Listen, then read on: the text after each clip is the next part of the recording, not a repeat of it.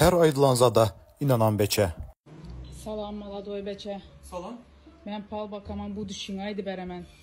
Девушка gitseniz de elinizdeki bombuk mu var başka da mı yapalım? İşin köpmeyin gördü. Senin adın Ali Özyeğen, 1 yıl oldu senin öğlenenine. Oo девушка oturun kan девушка. Oturun kan şöyle.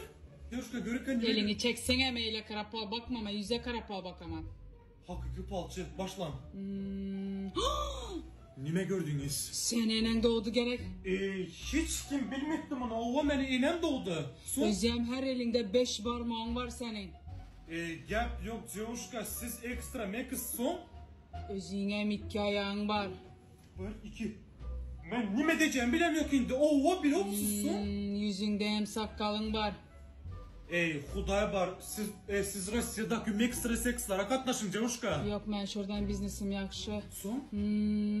Özün hepsi olsun şkolda o kadın. Şkolda emin uzunu sentin. Ben nime diyeceğim? Az vopşi bilemiyorum девушка. Hem mezadın çükünden basıp çıktınız bildiniz son.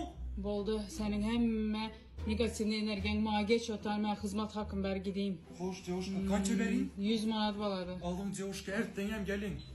Sonum девушка. Siz hem mezadı bilesiniz. Benim oturun şkolda kalım. Nereden bilesiniz? Adam amında kurinli pamit bolarak yani. Mesela klastaşın siz anla dodi. Ver ya gel ver.